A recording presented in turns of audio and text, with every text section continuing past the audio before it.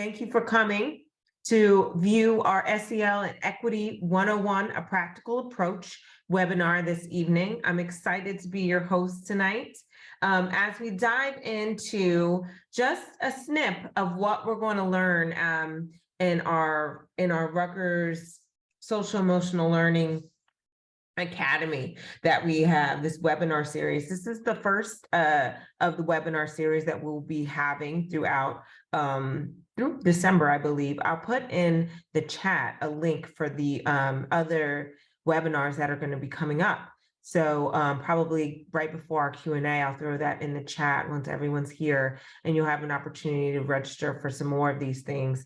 This is part of a webinar series. It's a larger online course that we're going to be offering. And it's an entryway to a certification program that you can also do with the Social Emotional and Character Development Lab here at Rutgers.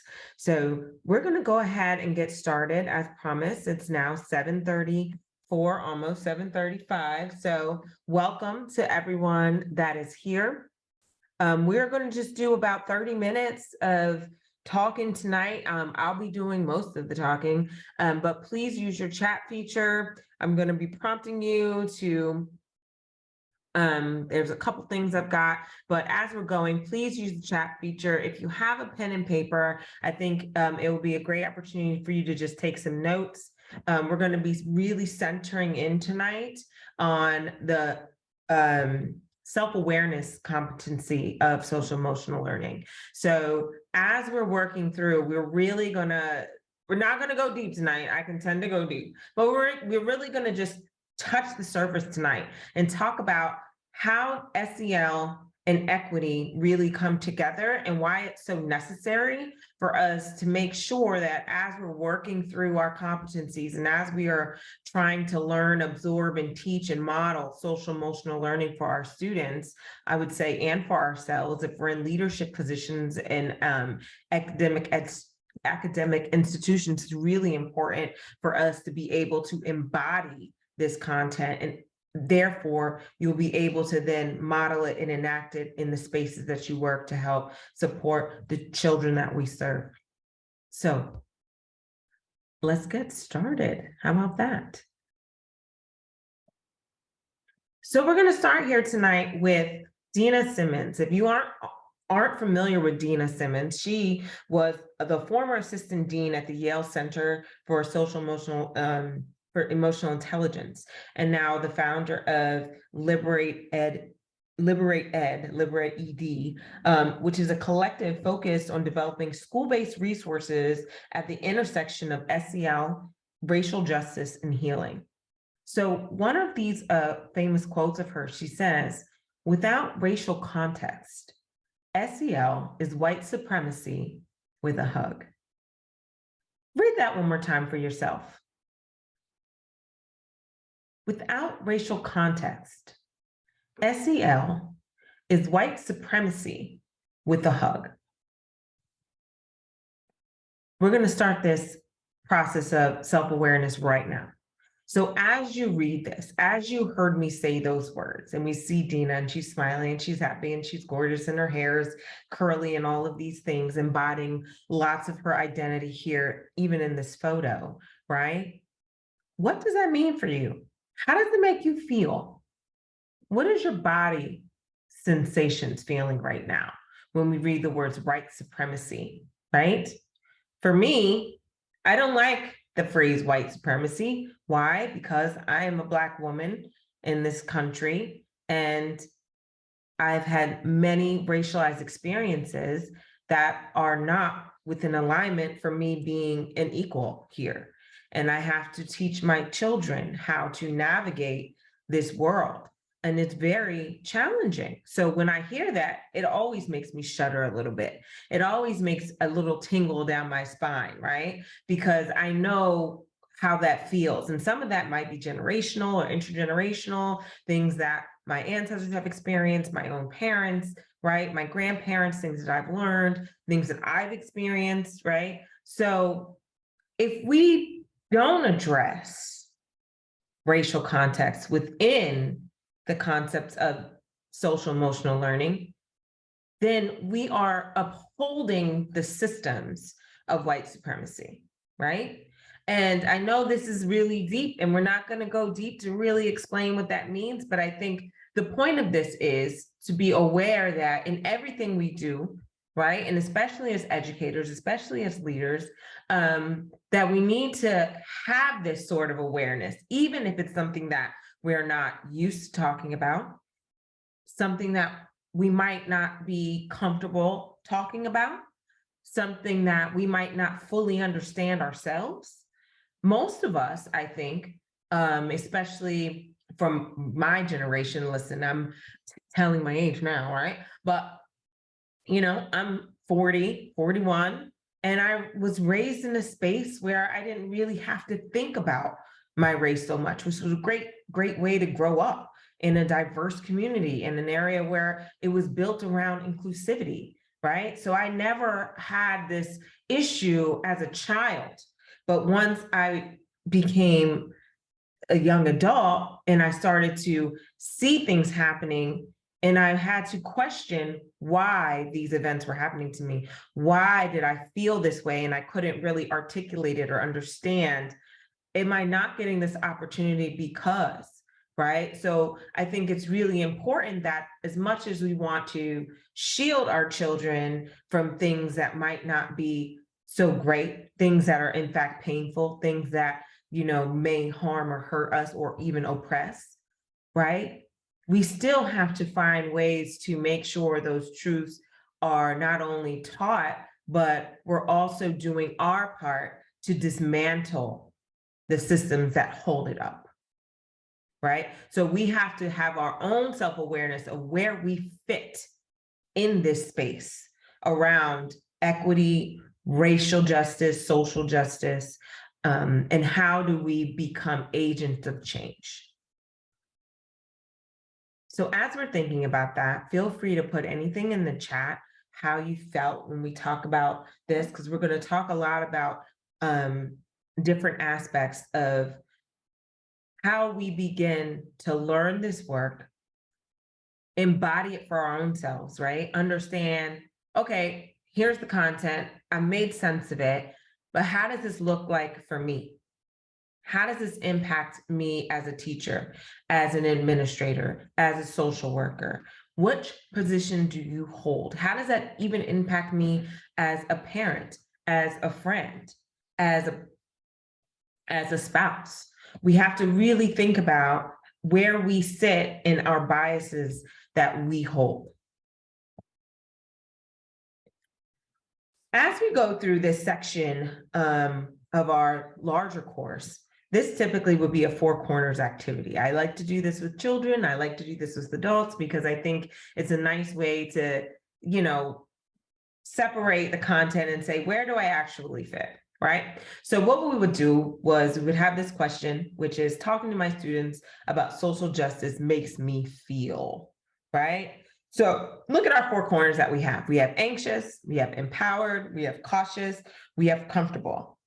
And I want you to think about where you sit, like right in this moment, as we're going through this, where am I? If I were to leave after this session tonight, and tomorrow you're going off into your classroom, and I asked you to talk about social justice, how does that make you feel? Which one of these words is on the tip of your tongue? And I want you to think about it. And then I want you to take this poll, because we're not in four corners right now, right? But I'm going to poll it out. All right. So here's the poll. We're going to launch it. And go ahead and take your time to really think about it. And then you can just pick one of pick one: anxious, empowered, cautious, or comfortable. And we're going to look at, with all of our participants that we have here, where we fall.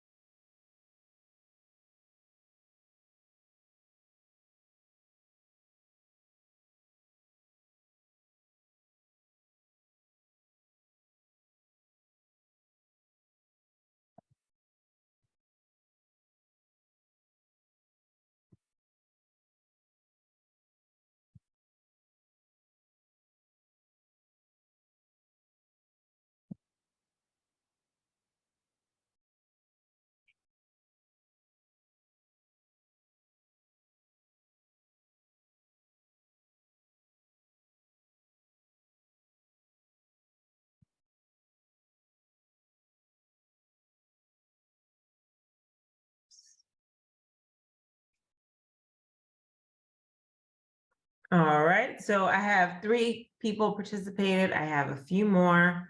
So go ahead, if you haven't done the poll yet, go ahead and enter which one you feel. And then I want you to pop it in the chat and just tell me maybe why you feel that way, if you like.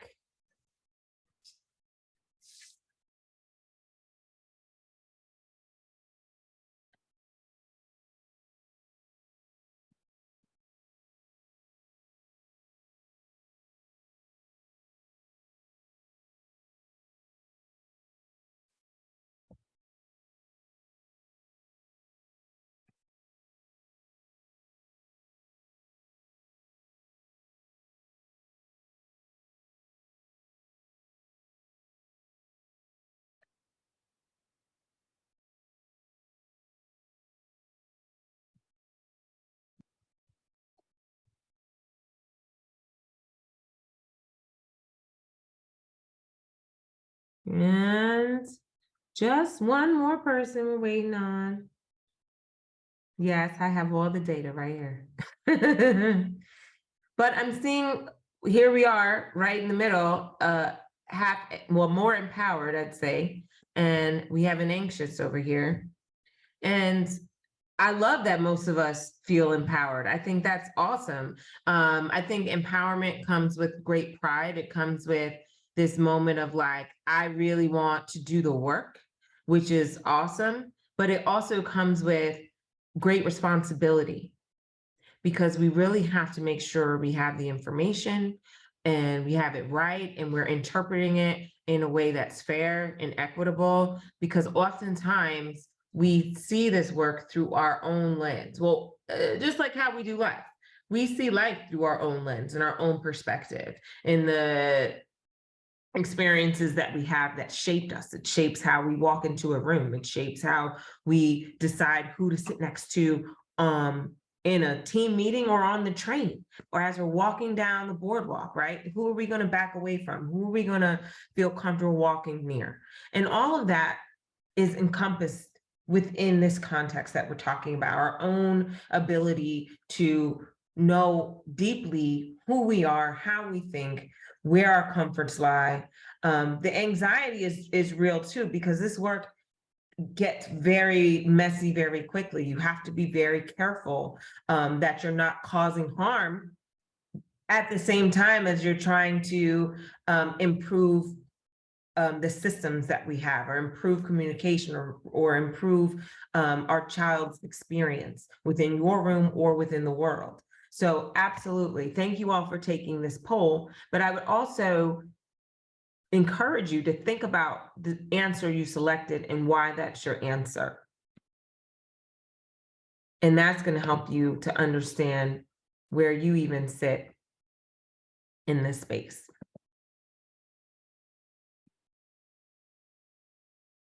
Let me go to the chat really quick. Hey, Martha.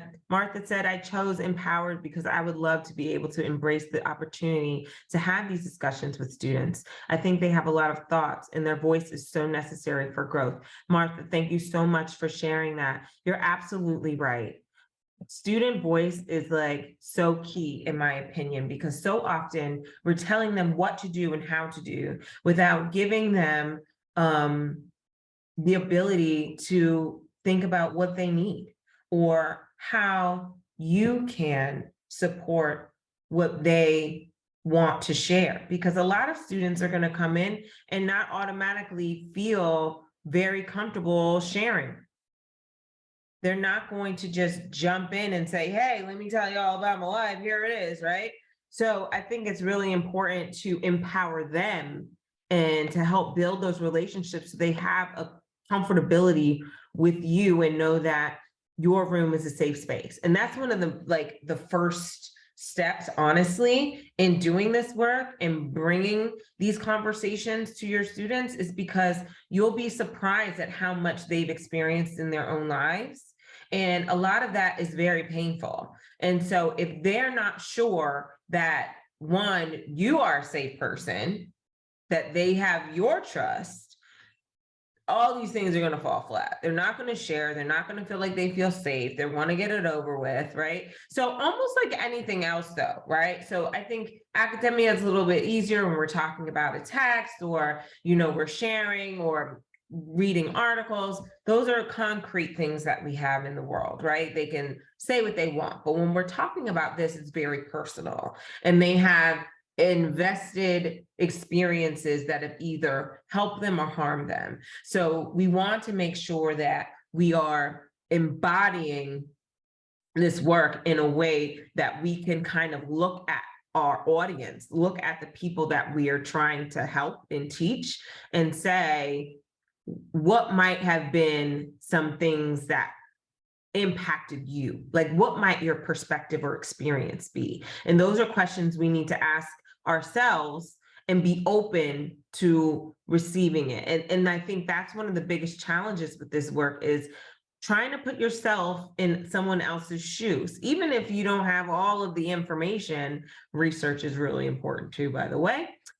Doing your own research and not asking others, to do that work for you, but really being open to hear and open to think about the bigger picture. And we'll get into a lot of that in just a moment. But thank you so much, Martha, for sharing in the chat.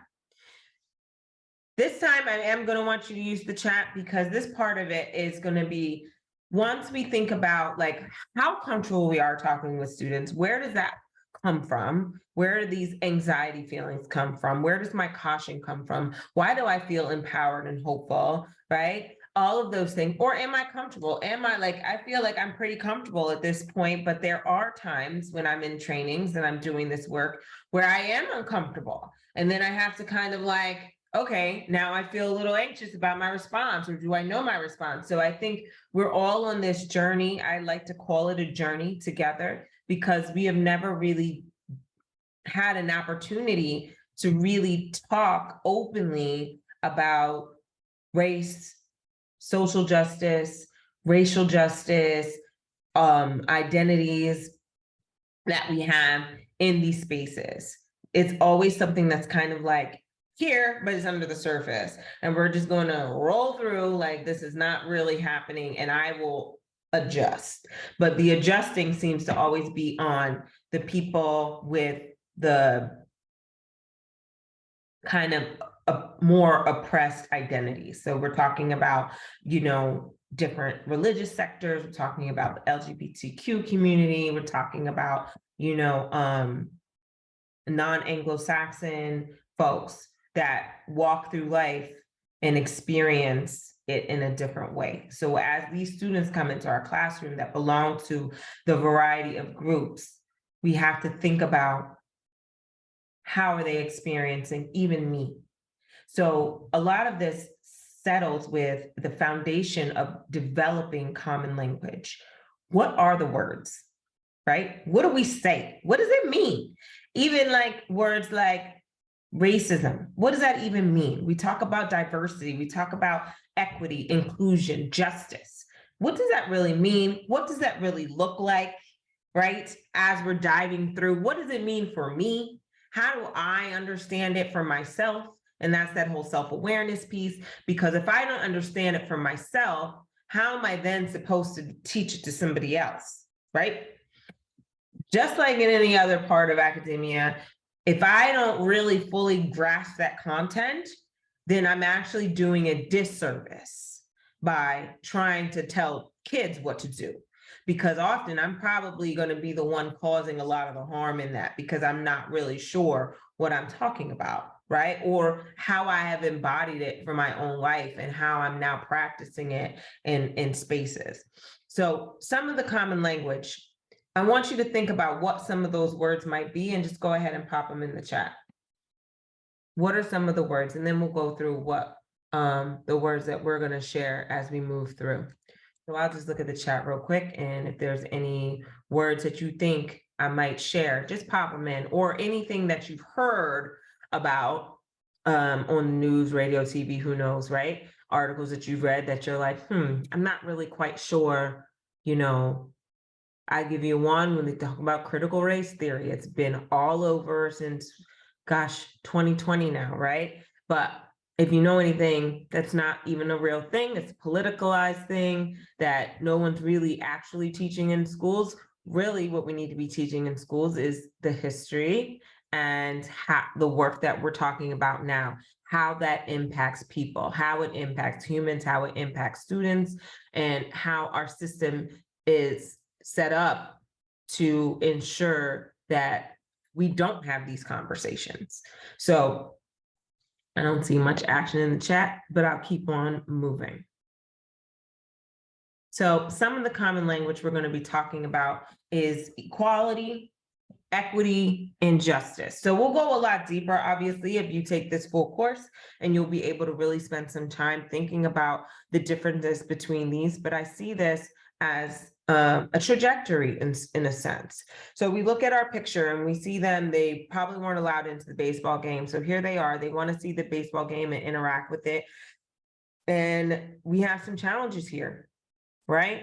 So in reality, they should have been able to just kind of like enjoy the game, right? And that would be justice for all. But if we're looking at equality, we see that everyone has the same size box, but everyone's not the same size. So to make that equitable, we have our shorter friend, right? The young kid, we'll call him. He has two boxes now he can see, right? The one in the middle in one box he could see fine. And the taller, the father, let's call him, doesn't need it. He can see over the fence just fine. Now everybody is equitable, right? We can all see the game. But justice is the barrier, right? It's the fence. Why is there a fence to begin with? Why they don't have the same access to the game as everyone else? So when we look at these three terms that we'll focus a lot more on, and as you're thinking about what does this mean for you, right? In your own space, in your own body, holding your own identities. Equality is when we all get the same resources, saying, but fair means equal, right? Now we all have equality. This happened back in, the 60s when they passed the Civil Rights Act, right? Okay, right? We all get to go to the same school. Great, you're equal. But when you look at it even now, and you look at the disparity from city to city, from county to county, depending on, where you live and how the distribution is broken down, you can see that everyone does not get the same piece of the pie, right? So it's really not equal or fair. How do we move it to being more equitable, where everyone receives what they need in order to have the opportunity to be successful, right? So that's what equity is. It's different because everyone doesn't need the same supports. But what are those supports and what are those resources and where can they be distributed so that certain folks in certain areas that don't have the same can be just as successful, right? And then we talk about justice. Why are there even structures in place that prevent certain people from certain groups to have less privilege than another group, right? So we have two things working here. We have racial disparities in justice. We have wealth, economic disparities and injustice. All of these things working together hand in hand, right? So you could be disadvantaged because you belong to a particular culture, religious group, racial group, LGBTQ group, the older aging population, right, is another group that may not always get equal treatment. But what are those systems that uphold the oppression? What are those systems that uphold the oppression? So where the same opportunities aren't available for all groups. And what does it look like to think about disrupting those systems? And I know those words disrupt and dismantle can be very jarring and triggering for some, but what are those systems that we all kind of do our part to keep in place, whether it's intentionally or unintentionally, right? Mostly unintentionally. But in order for ourselves to succeed, sometimes you have to step in alignment with status quo. and assimilation, right? And you have to be a part of the movement in order to rise up the ladder of success. So what are those systems that when we have a place in that, what can we do in my role to kind of dismantle that and ensure, like, think about your role. Are you a teacher? Are you a social worker? Are you a principal, right? What is your role, and how can you think about the students you serve or the people that you serve, and what are some of those systems that interrupts one person's success over another? So these are the things that we need to think about when we're looking at equality on its way up to justice. What's really happening? I like to think about suspension rates, right? I'd like to think about students that are, able to understand language, right? Or think about our second language learners and what hills they have to climb in order to be able to be successful in school, right? So what are those systems, and how do we do our part to make sure we can have justice for all? 3 more terms I'm going to throw at you tonight is social justice, racial justice, and anti-racism. Now, anti-racism is one of those terms that a lot of folks seem to be a little afraid of. For some reason, it's taken out of context, and we think about it as a really bad thing, when in fact, it's actually a really good thing, because it's taking action against, so anti, right? It's an action word. It's a process of change. It's what can I do to impact it? When I look at my class list, this is an example I love to give, because if you're a teacher, everyone has done this in whatever grade you taught, whether it's college or kindergarten, right? You take a look at that class list and you're like, all right, who is this person, right? All in your mind, you have gone through and you have named all the things about these students that you've never met before. I know I'm not the only one. So when you've done that, what were you using to do it? And that is the self-awareness piece. How was I able to do that? Or when you have taught a sibling and you have this student on your list, like, oh, that's the Johnson family. And we know what the Johnson family can do. So you've talked to the other teachers, you've talked to other administrators, and we have now judged this student, and they're in your room and you have all this bias against them, but you say, no, everyone gets a fair shot here.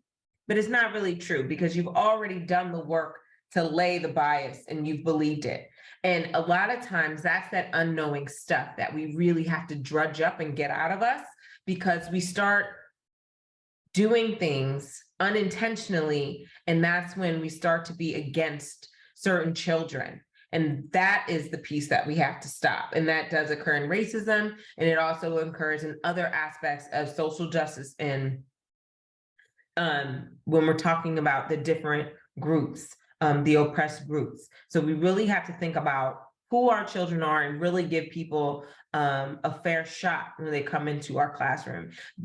Because the children also do that. And this is what you have to think of. We're all doing it all the time. Our brains are just without us even knowing it. So sometimes our students are going to have judgments about us as well. And you have to be aware of what you're giving. And I think that's the most important part, is when we're coming to this, is what am I giving out? And what can I do to stop what I'm putting out?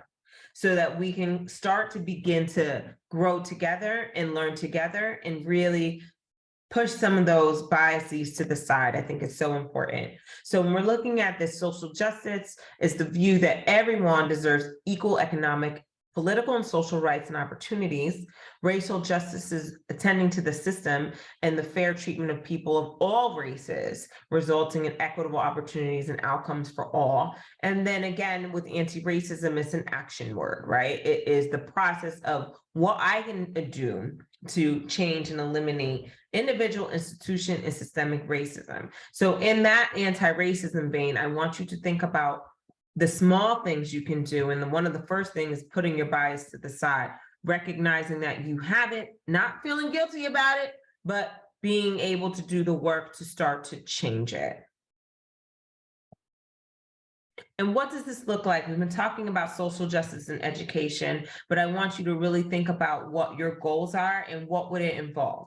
So we'll get a little deeper into this as you take the full course. But honestly, what we want to be doing is thinking about how we achieve these two aspects of anti-racism education. One is the curricular justice goal, which is what are we teaching, right? What have we taught about the Indigenous, Black, and non-Anglo-Saxons, and the students and other folks that have immigrated into our country? What are we teaching? What are their stories? How has it impacted our lives and how we got here today, right? So we need to really making sure that what we are teaching is the truth, the things that really happen, and not in a way to shame or blame. And that's the biggest thing. It's not about shame. It's not about blame. It's about understanding and honoring how we've gotten to this point and what can we do to improve and how do we grow together. And then the wider responsibility goal, which is that thinking about the social disadvantages that we face, right? And importantly, thinking about how do we reduce racism. So when we look about it at a teacher's perspective, it begins with us. And I hope I've been able to tell you and get that point across today is that as we look at social emotional learning and justice and equity, we're really centering in on that self-awareness piece first. We really have to get into ourselves, get into our minds, ask the questions, write it down, do the journaling, do the work. And sometimes it needs to be private work because there's a lot of that, what do we say, shame and blame that goes with it. So if you have a bad thought, you don't want anyone else to hear it because what will they think, right? Who am I? They're going to think I'm some big racist person. That's not what we're trying to do. We really have to individually ask ourselves, what is this terminology? How do I understand it? How does it apply to me? And what does this now mean for me as I enact it, as I embody it, and then enact it by actually doing something? And how do I now translate this and model it for my students? And am I doing this through a justice lens? Yes, it's a lot. Yes, it takes time. Yes, it takes dedication, but we have to be really dedicated for this type of learning, and it's going to change the way we interact with people. And I think it's a great thing. I know it's changed a lot about the patience that I have, the bias that I hold. And now when I meet folks, I say, April, why did you think that? Don't think that. No, stop. Right? Hard stop, because we all have it. It's not just about the groups of power, because within our own individual groups, we have the same type of division, and in our social economic groups as well. So we have to think about who we are, where our privilege lies, where we stand, and how does this impact these students that come into my room? And how do I make sure that what I'm doing is equitable for them? And I also help stop things that I see happening, right? If I see injustice, what do I do? And it doesn't mean you have to say, hey, and be like on this, you're the worst person. Like, it's not that. It's about teaching. It's about holding people accountable. And it's about making sure we all engage in this learning together and we can grow together. So I want you to think about, how am I modeling my own SEL skills through a justice lens? And finally, we're going to end with, and we would see some more video of Dina Simmons and really go through more deeper examples about this, but this was just a quick snapshot tonight. But 6 ways to be an anti-racist educator. And these are the 6 ways we would be talking about. As I've said this whole night, it starts with yourself. And find let's say crew, right? Who are your people? Who are your people in your building? Where are those safe spaces? Because those are going to be those groups that we can learn together with. And it's really important to have a space where people can feel comfortable to share, even if it might be something that's not in alignment with your own perspective. And it's important that as we're doing this work, that we're holding each other accountable and we are taking care of each other as we do so. So if we see something, we should say, hey, maybe you should think about it from this perspective. right? And kind of shift the narrative a bit and make sure folks are treating each other well. Affirm your students, build them up, say, you know what, your feelings are valid. And if they are sharing with you, then you know you've done the right thing, right? So affirm them, build them, think about the larger context. And then within the larger context, it's a lot of historical information that has to be shared and understood and able to be able to think about the larger context, right? If we're not privy to the points in history that got us to where we are, then we can only see the world through our narrow view. So it's really important to think about, if this were me, how might the same situation be more challenging? What might that hurdle be, right? If I didn't have this pathway. And a lot of times we don't think about that, but it's really important to start thinking about the bigger picture and the experiences others might have. And finally, instead of telling them what to do, ask them what they need. And I think that is one of the biggest hugs that you can give to a student, is because oftentimes no one is checking in on them and asking them, what do you need? How could I be of service to you? Because once needs are met, we have positive behaviors, because behavior is communication, right? So when you see a lot of behaviors that are not in alignment with your expectations, you might want to think about, one, what is the experience behind the behavior, and what is the unmet need? Those are two things that we really have to think about. And I think those two things alone might really help student suspensions from going down, because those students likely don't have a trusted adult that they can come to when trigger problem situations occur. So if you think about things that are happening in your own life that might be triggering for you, and you have an unmet need, you need to think about, how do you behave? What does that look like for you, right? And this is that process of self-awareness, because if we think about your worst day and you had to go to work, I can guarantee you were not at 100%. So when we have students coming into the building, we don't know what is inside their invisible backpack. We don't know what loads they're carrying with them, but we do know that those emotions will turn into negative behaviors if they have unmet needs. So it's really important to tap into the students and listen to their voice and figure out what they need and how you can serve.